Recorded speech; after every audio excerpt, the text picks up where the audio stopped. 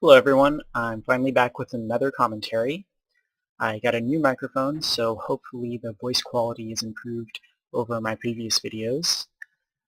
I've actually had this replay for a couple of months, and I've been wanting to do a commentary on it for a while, but I hadn't had the time, so I'm just now getting around to it. I'm playing an AMX 5100 on Himmelsdorf in an encounter battle. The reason that I hung on to this replay is because I think it's a really good demonstration of my philosophies on how to play the 5100 in particular, but a lot of the strategies and the techniques apply to autoloader tanks in general.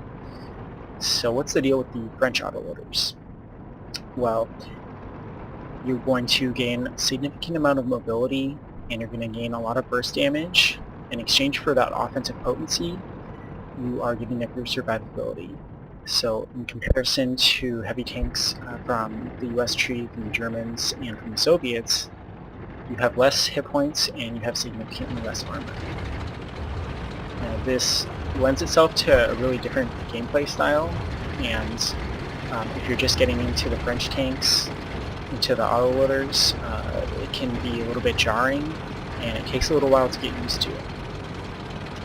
The way I see it, there are two broad strategies that you can follow when you're playing autoloaders. The first one is an ambush strategy.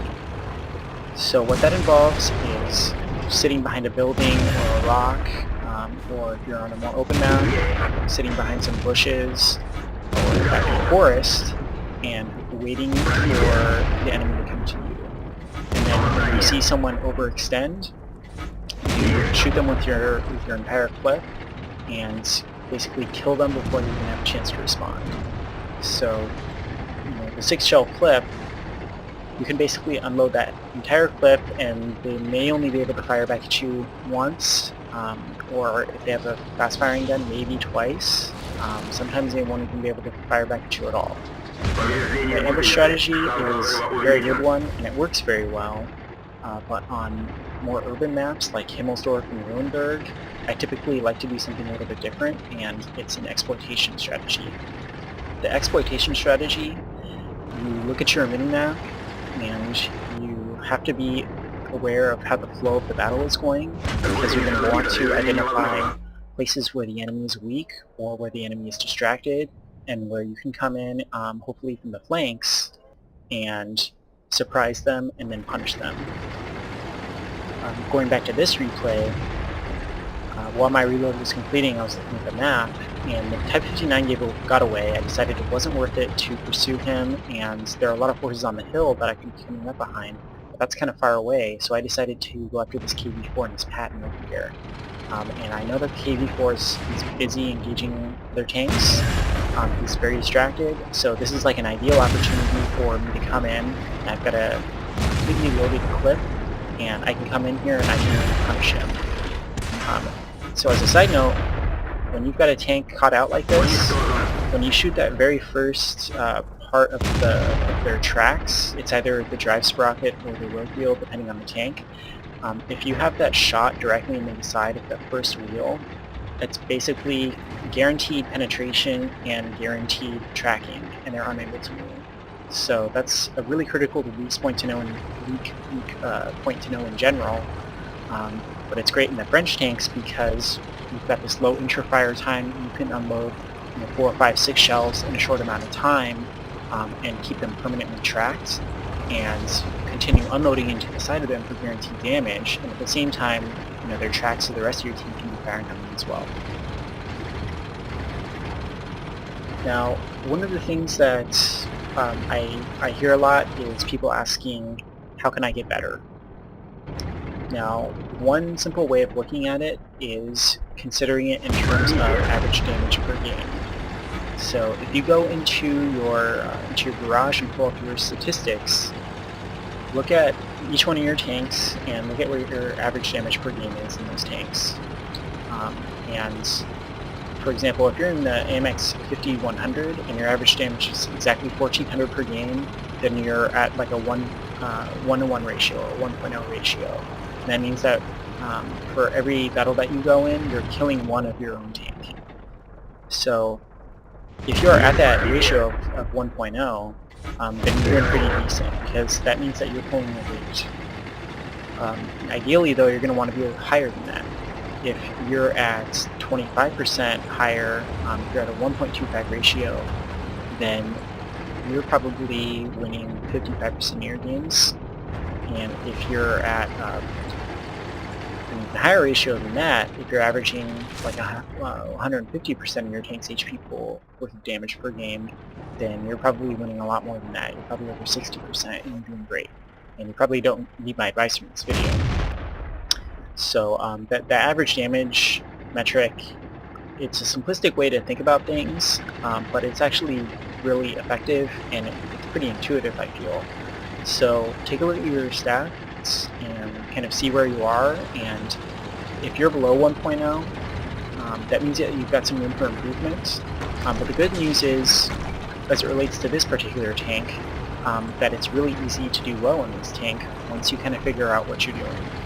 The reason for that is that you have a 6-shell clip, and each of those shells averages 300 damage.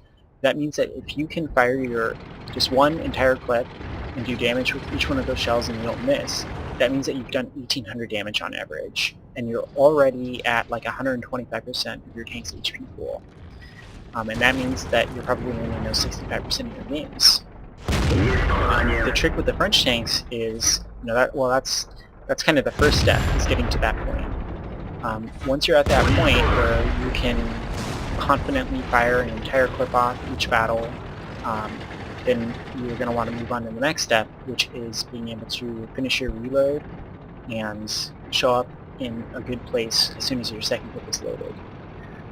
And that's where, especially if you're doing this exploitation strategy, that your map awareness is so important.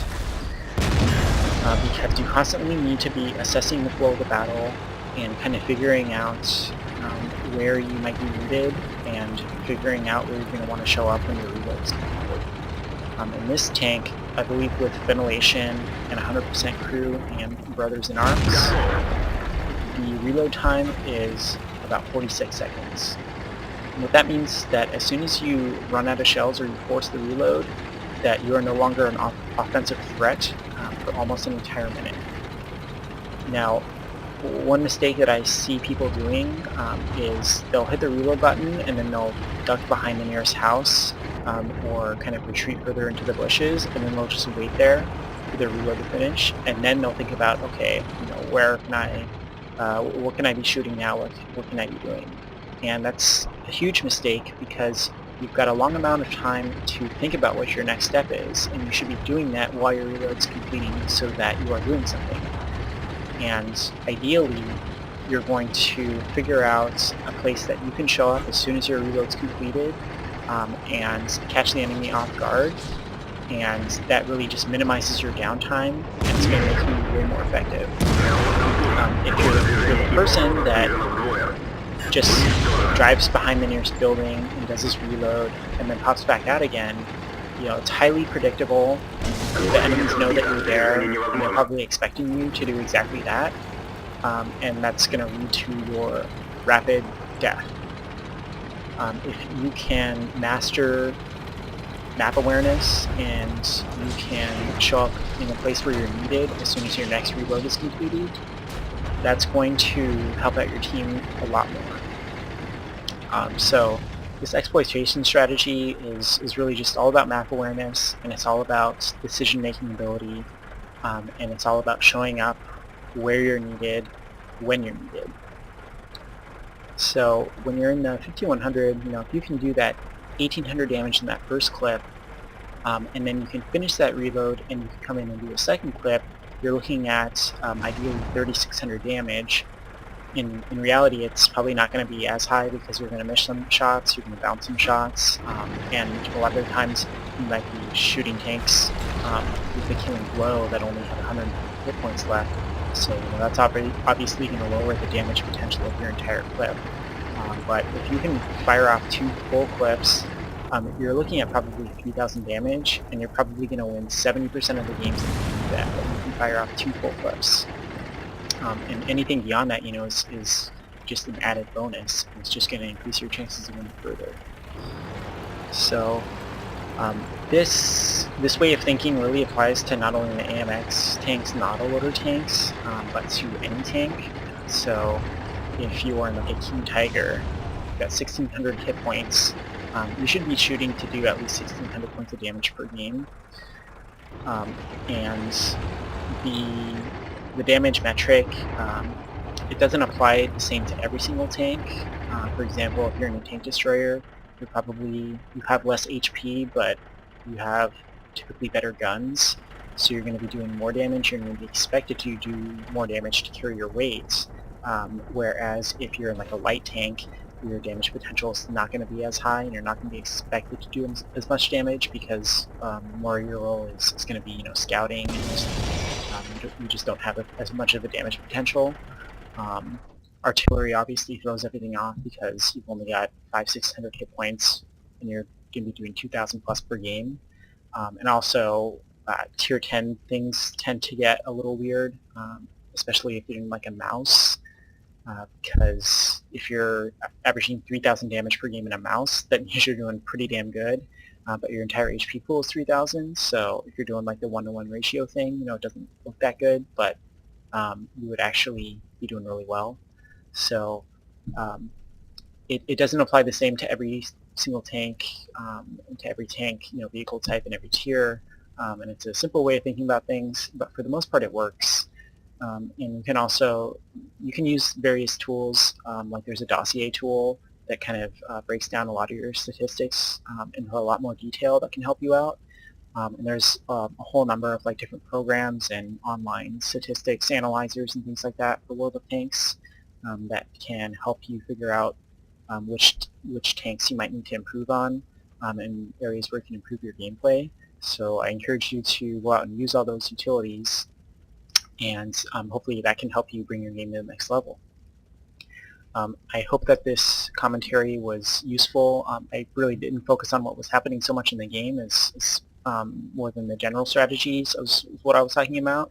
But I hope that you found that useful, and if you have any comments or anything like that, you can just leave me a comment. Thank you.